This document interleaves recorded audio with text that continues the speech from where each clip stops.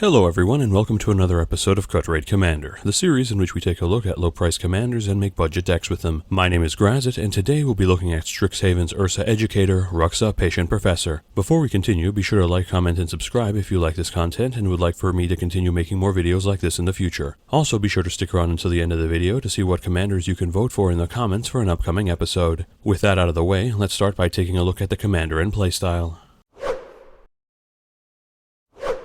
Ruxa Patient Professor is a 4/4 bear druid that costs 2 and double green with the following text. Whenever Ruxa Patient Professor enters the battlefield or attacks, return target creature card with no abilities from your graveyard to your hand. Creatures you control with no abilities gain +1/+1. You may have creatures you control with no abilities assign their combat damage as though they weren't blocked. So in addition to getting a 4/4/4/4, we're getting a whole lot of effects that care about vanilla creatures. Ruxa's first ability gives us a nice bit of recursion, allowing us to return our vanilla creatures back to hand from the grave to make use of creatures' matter and ETB payoffs as the game progresses. Her anthem then also empowers our vanilla friends, giving us a mini Maraganda petroglyphs effect that only affects our side of the board. Finally, her last ability provides us with a free predatory focus every turn that affects only our vanilla creatures, making sure that they can get in for damage by bypassing our opponent's blockers altogether.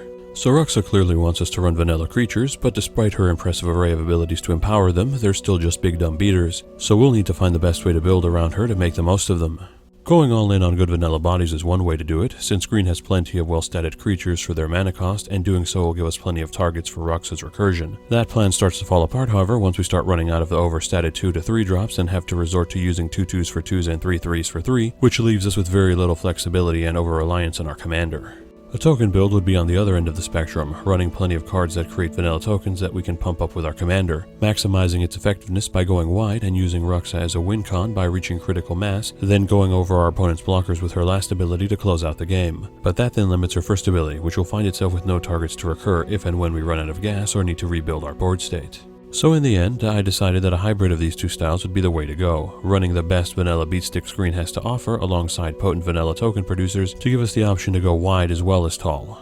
Supporting this build, we'll be running plenty of means to pump our creatures alongside our commander with other anthems and +1/+1 counters, while also running cards to keep our commander alive, since she's a critical piece of the deck and needs to stay alive in order for the strategy to work at its fullest. Then our vanilla bear professor can lead her students to victory, making all those student loans worth it. Well, almost worth it. So now that we know a bit more about the commander and playstyle, let's start looking at the deck itself by starting with the creatures.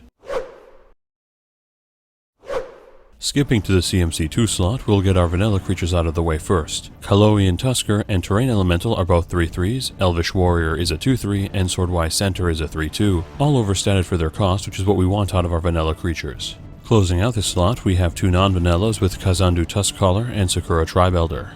Kazandu Tuskcaller is a 1/1 with level up for 1 and a green, allowing us to tap it to create 1 3/3 token from level 2 through 5 and then 2 3/3 tokens at level 6+, giving us a continual, albeit slow means to deploy decent sized tokens turn after turn. Sakura Tribelder is a 1/1 we can sack to put a basic land from our deck into play tapped, providing us with some of that excellent land ramp which our color is known for. The CMC3 slot is up next with our selection of vanilla entrants. Leatherback Baloth being a 4/5, followed by Alpine Grizzly and Orazka Frillback, both of which are 4/2s, giving us some more well-statted vanilla beatsticks. Then we close out this slot with Centaur Courser, Marasa Brute, and Harrier Naga, all which are 3/3s for 3 that, while not as impressive as their previous brethren, give us some decent vanilla bodies to drop early to enable our commander later. The CMC4 slot continues the vanilla entrance with Ferocious Zeng and Rumbling Baloth, both of which are 4/4s, followed by Brood Hunter Worm being a 4/3, again giving us more good stats for their mana value. Moving away from the flavor of vanilla for a moment and going into +1/+1 counters instead, we have Forgotten Ancient, Ivy Langed Dezanin, and Renata Called to the Hunt. Forgotten Ancient is a 0/3 that gains a +1/+1 counter anytime any player casts a spell, then allows us to move those counters to other creatures during our upkeep, for a quick way of generating and distributing counters to our vanilla creatures and tokens. Ivy Lane Dezanin is a 2/3 that puts a +1/+1 counter on a creature whenever another green creature ETBs under our control, making another good counter generator that triggers off our green token creatures as well. Renata is a star 3 whose power is equal to our devotion to green and has all our other creatures ETB with an additional +1/+1 counter, having all our creatures come in slightly bigger and being able to get some truly high power thanks to our monocolored deck. Moving deeper into this slot, we have some card draw with Beast Whisperer and Toski, Bearer of Secrets. Beast Whisperer is a 2/3 that draws us a card every time we cast a creature spell for some staple green card draw as we cast our creatures. Toski is a 1/1 with Indestructible that can't be countered, must attack every turn, and has us draw a card whenever one of our creatures deals combat damage to a player, synergizing well with our commander to get some guaranteed card draw as our vanilla creatures bypass our opponent's blockers. Finally, we come to the end of this slot with Wolfbriar Elemental and Yeva, Nature's Herald. Wolfbriar Elemental is a 4/4 with multi-kicker for a green, creating a 2/2 token every time it's kicked, for a nice way of building an instant board in the mid to late game. Yeva is another 4/4 that allows us to cast our green creatures as though they had flash, allowing us to play our creatures whenever we please for some added flexibility. The CMC5 slot gives us another round of vanilla with Grizzled Outrider, a 5/5, Garruk Scorehorn, a 7/3, and Gigantosaurus, a 10/10, giving us some nice beefy stats to close out our vanilla slots we'll be running in the deck. The slot's last member will be Keeper of Fables, a 4/5 that draws us a card whenever one or more of our non-humans deals combat damage to a player, being a watered-down version of Toski but still possesses enough synergy with our commander to warrant running. Finally, reaching the CMC6 slot, we have our last two creatures with Rampaging Bailoths and Wolverine Riders. Rampaging Bailoths is a 6/6 with Trample that creates a 4/4 beast whenever we play a land, providing us with some big bodies every time we make our land drops per turn. Wolverine Riders is a 4/4 that creates a 1/1 elf token every upkeep and heals us for 1 whenever an elf comes into play equal to its toughness, giving us a steady stream of small bodies and life gain the longer it sticks around. That's it for all our creatures, so let's move on to our instance. Starting in the CMC1 slot, we only have one member with Nature's Claim, which destroys an artifact or enchantment at the cost of giving its controller 4 life, a price we're more than willing to pay for instant speed back row removal for only a single mana. The CMC2 slot then continues with more removal options with Ram Through, Return to Nature, and Wilt. Ram Through has a creature we control deal its power and damage to target creature we don't control, dealing any excess damage to its owner if the creature has Trample, giving us a decent instant speed one-sided fight effect with occasional upside. Return to Nature has us either destroy an artifact, destroy an enchantment, or exile a card from a graveyard, giving us a flexible removal spell to deal with back row and problematic cards in our opponent's bins. Wilt has us destroy an artifact or enchantment and has cycling for 2, giving us some more back row removal that we can turn into a cantrip if we need to dig deeper into our deck. Finally, we end this slot with Wrap and Vigor, which simply has us regenerate all our creatures, providing us with some excellent board wipe protection at a fantastic rate. We're back to more removal options in the CMC3 slot with Beast Within, Corrosive Grip, and Kalani Ambush. Beast Within destroys a permanent at the cost of giving its controller a 3/3 token for a flexible removal option that deals with a variety of threats. Corrosive Grip destroys an artifact or enchantment, as well as having Split Second for some potent back row removal that our opponents won't be able to respond to. Kalani Ambush is a modal DFC that's a tap land on its backside that taps for a green, and a fight effect on its front side, giving us a flexible card to play as a land drop early or a removal spell later.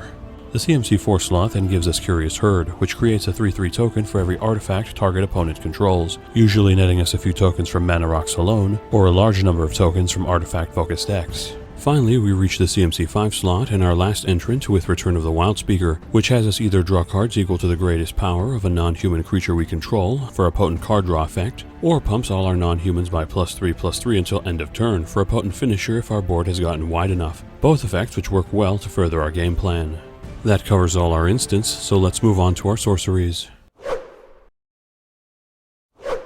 Skipping to the CMC2 slot, we have Life's Legacy and Rampant Growth.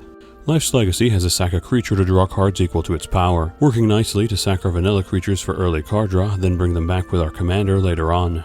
Rampant Growth simply puts a basic land into play tapped from our deck for some more staple green land ramp. Speaking of which, the CMC3 slot continues ramping with Cultivate, Kodama's Reach, and Nissa's Pilgrimage. All three fetch us 2 basic lands from our deck, putting one into play tapped and the other one into our hand, the first 2 doing so for any basic, and the third only fetching basic forests, but having spell mastery to fetch up 3 lands instead of 2 if we have at least 2 instants or sorceries in our bin. All three provide us with some more staple green land ramp to keep up with or outpace our opponent's mana curves. Then we close out this slot with Search for Tomorrow, another ramp spell that fetches us a basic land and puts it into play, this time untapped, and has Suspend for a green, allowing us to suspend it early for some later land ramp. Skipping to CMC5, we have Predatory Rampage as its only member, which pumps all our creatures by +3/+3 and forces them to be blocked until the end of the turn, serving as a combat-focused board wipe or finisher for us in conjunction with our commander. Skipping another slot, CMC7 gives us Mouth to Feed and Howl of the Nightpack. Mouth to Feed is a split card whose mouth side costs 2 and a green and creates a 3/3 token, while its feed side costs 3 and a green, has Aftermath, and draws us cards for each creature we control with power 3 or greater, giving us a decent token early and a potent card draw spell later when we've established our board. Howl of the Night Pack simply creates a 2/2 token for every forest we control, generating us an instant board presence to either rebuild our board or push for a lethal to close out games. Finally, reaching the CMC 8 slot, we have our last sorcery with Azuri's Predation, which creates a 4/4 token for every creature our opponents control, and then has each of those tokens fight each of those creatures, usually allowing us to wipe and take control of the board all in one fell swoop. That covers all our sorceries, so let's move on to our enchantments. The CMC 1 slot brings us Font of Fertility, which we can pay 1 and a green to sack to fetch a basic land from our deck into play tapped, providing us with yet another green land ramp source to ensure our curve builds up nicely.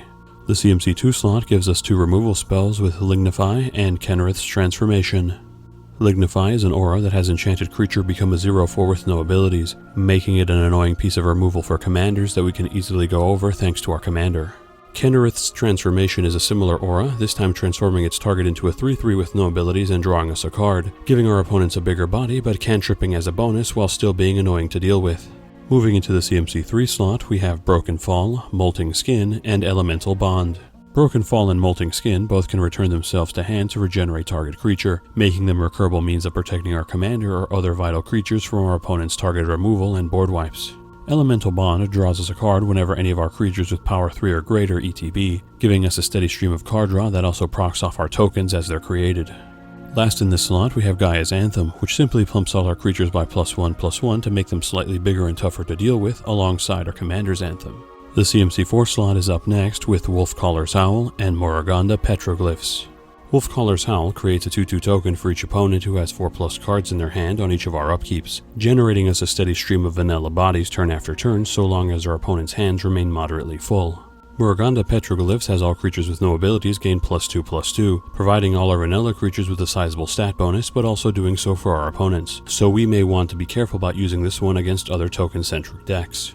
The CMC 5 slot is a single entry one, its only member being Paradox Zone, which comes into play with a growth counter on it, doubles the growth counters on it on our end step, and creates a 0/0 token with +1/+1 counters on it equal to the number of growth counters on Paradox Zone, making it an exponentially growing threat that will generate us bigger and bigger tokens until it is dealt with. Finally, the CMC 6 slot gives us our last enchantment, Primeval Bounty, which creates a 3/3 whenever we cast a creature spell, puts 3 +1/+1 counters on one of our creatures when we cast a non-creature spell, and gains us 3 life whenever we play a land, providing us with the means to both grow our board and our creatures by just playing our cards as normal, as well as some incidental life gain as a bonus. That covers all our enchantments, so let's move on to our artifacts. Skipping right to the CMC 2 slot, we have Swiftfoot Boots, an equipment that equips for 1 and grants the equipped creature hexproof and haste, providing some nice protection from targeted removal to place on our commander and a decent haste enabler if we really need to get in with a creature for damage. The CMC 3 slot then brings us our last 2 artifacts with a pair of anthems in the form of Hall of Triumph and Heraldic Banner. Hall of Triumph has us choose a color as it ETBs, pumping all our creatures of that color by +1/+1 for a straightforward anthem effect. Heraldic Banner also has us choose a color as it ETBs, this time pumping our matching creatures by +1/+0 and being able to be tapped to generate a mana of the chosen color, pulling double duty as both an anthem and a mana rock. That's it for our artifacts, so let's move on to our Planeswalkers. Starting at the CMC 3 slot, we have Nissa, Voice of Zendikar, who comes into play with 3 loyalty and has the following 3 abilities. Her +1 creates a 0/1 token, her -2 puts a +1/+1 counter on each creature we control, and her -7 gains us X life and draws us X cards, X being equal to the number of lands we control. This gives us a walker who can slowly generate small tokens, pump all our creatures, and potentially draw us a fresh hand if we keep her around long enough, which is doable thanks to the number of creatures we run and tokens we generate. The CMC 4 slot then brings us Garruk Wildspeaker, who also has 3 loyalty and has the following abilities. His +1 untaps 2 lands, his -1 creates a 3/3, and his -4 grants all our creatures +3/+3 and trample until the end of the turn, giving us some nice ramp, cheap token creation, and an overrun style effect that we can use to close out games if we can't get to our commander. Finally, we come to our last Planeswalker in the CMC 5 slot with Garruk Primal Hunter, who again comes into play with 3 loyalty and has the following abilities. His +1 creates a 3/3, his -3 draws us cards equal to the biggest creature's power we control, and his -6 creates a 6/6 worm for each land we control, for some more token generation and card draw, both of which synergize well with our build. That's all our Planeswalkers, so let's move on to our land base. Some mana lands start us off with Blighted Woodland, which taps for a colorless and we can pay 3 and a green, tap it and sack it to put 2 basic lands from our deck into play tapped, and Myriad Landscape, which taps for a colorless and comes into play tapped, and which we can pay 2 and sack to put 2 of the same basic land from our deck into play tapped. Our utility lands start in the form of some card draw with Arch of Araska, Bonder's Enclave, and War Room. All 3 tap for a colorless and draw us a card, Arch of Araska doing so by paying 5 and tapping it so long as we have the city's blessing, Bonder's Enclave doing so by paying 3 and tapping it so long as we control a creature with 3+ power, and War Room doing so by paying 3, tapping it, and paying a life equal to our commander's color identity, in this case 1, each of them granting us some hard to deal with card draw from our land slots. The latter half of our utility lands gives us Oran Reef the Vastwood, Ghost Quarter, and Scavenger Grounds. Oran Reef the Vastwood comes into play tapped, taps for a green, and we can tap it to put a +1/+1 counter on each creature that ETB'd this turn, giving us a mana-free way of pumping our creatures slightly as they enter the battlefield for that extra power and toughness. Ghost Quarter taps for a colorless, and we can tap it and sack it to destroy target land, giving its controller a basic from their deck to replace it, making it a good source of spot removal for our opponent's utility lands. Scavenger Grounds taps for a colorless, and we can pay 2 and sack it to exile all cards from all graveyards, providing us with a powerful source of graveyard hate that affects the entire board. Lastly, we're running 26 forests as our basics to fill out our land base. So now that we've covered all the cards in the deck, let's take a look at this deck's breakdown. This deck currently has 29 creatures including the commander, 10 instants, 10 sorceries, 11 enchantments, 3 artifacts, 3 planeswalkers, and 35 lands including modal DFCs. Looking at the stats that matter to our game plan, we have 16 vanilla creatures, 12 cards that generate vanilla tokens, 4 anthem effects, and 7 cards that generate +1/+1 counters, giving us a large number of vanilla creatures and tokens to be supported by our commander, as well as multiple ways to pump them even further without granting them abilities to make it easier for them to deal even more damage and survive against blockers when swinging over them. For general deck stats, we have 11 ramp sources, 11 card draw sources, 10 targeted removal sources, and 2 board wipes. Our board wipes being a bit lighter than usual due to not really being in Green's wheelhouse, but our ramp, draw, and removal being at the fairly standard amount. Looking at our mana curve, we have 2 1-drops, 15 2-drops, 20 3-drops, 15 4-drops, 8 5-drops, 3 6-drops, 2 7-drops, and 1 8-drop, giving us an aggressive curve that lets us play some vanilla creatures and tokens early, then play our commander to empower them further. Currently, this deck is valued at $64.22, not counting the price of basic lands or shipping. This price was calculated by using the cheapest listed marketplace price on TCG Player at the time of this recording. For some side grades, some additional sources of token generation would be worth considering. Feed the Pack, for example, lets us feed our vanilla creatures to it to create additional tokens, which we can then get back with Ruxa. Eska's Chariot gives us some additional tokens when it ETBs and creates an additional token of our choice whenever it swings for even more token generation. Mycoloth is also a powerful source of token generation, but is a lightning rod for removal, so we need to be careful when running it. Sylvan Offering works nicely to generate one big and multiple small tokens by having some of our opponents do the same. Zendikar's Royal gives us a steady stream of vanilla 2/2s as we make our land drops for turn, and Sandworm Convergence gives us a nice top end to protect us from flyers and also generates a big vanilla token at the end of each of our end steps. More sources of +1/+1 counters would also warrant consideration to pump our vanilla creatures. Durable Handicraft allows us to have our creatures enter with an additional +1/+1 counter at the cost of a single mana, as well as allowing us to double all our counters by sacking it later. Kazur Ruthless Stalker makes our creatures bigger so long as they hit face, which our commander can facilitate, and Path to Discovery serves as both a +1/+1 counter distributor and ramp, as well as dumping vanilla creatures into our bin for Ruxa to get back for us later. For upgrades, Sylvan Anthem is a powerful anthem that can be dropped early for the stat increase and card selection. Tendershoot Dryad is a great creature for its token generation, and later for its anthem that pumps up the tokens it creates. Beastmaster Ascension provides a massive power-up to all our creatures by just having them swing. Beacon of Creation is perfect to build a board state out of nothing considering how many forests we're running. And finally, Heroic Intervention and Asceticism are both powerful means of protecting our boards from targeted removal and destruction-based board wipes for extra staying power. Finally, at the top end, we have our usual suspects with the Great Hedge, Doubling Season, and Primal Vigor. All spectacular cards to run if we run creatures, produce tokens, or use +1/+1 counters, but do require us to have as much green in our pockets as we run in this deck. Thanks everyone for sticking around until the end of the video. Since the last video, this channel cracked its 400 sub milestone, so again I want to offer my thanks to all my subs. This wouldn't be possible without all of your support. So in the last video, I said the next video would be a commander of my choice, and in keeping with the Modern Horizon 2 release on June 18th, I'll be building Uras, Fortune's Flame, to start off our Modern Horizon 2 deck techs. And with Modern Horizon 2 being in full swing soon, let's shake up the voting lineup with all new commanders from that set. The lineup this time being General Ferris Rockrick, Lunas Cryptozoologist, and Sithis Harvest's Hand. Let me know in the comments below which of these three you'd like to see in an upcoming video. And with that, have a good one folks, and stay safe.